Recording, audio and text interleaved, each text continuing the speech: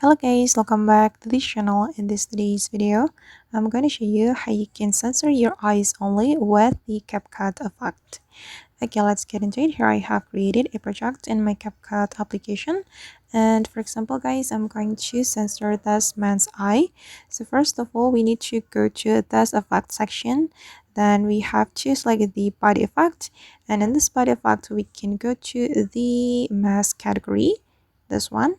Click on this mask category, then you can scroll down a little bit to find the sensor bar, or actually you can censor your eyes with this effect, this partial distortion effect, if you want. And I'm gonna go with this one. We can click on the effect, then we can adjust the effect before we apply it. We can adjust the speed, color, and vertical. And I'm just going to go back, and after that we can make this effect align with our video, so we can drag it like this, and this is the final result.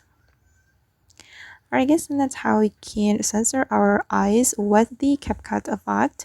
I hope this tutorial will be useful for you. Thank you so much for watching, and see you in the next video.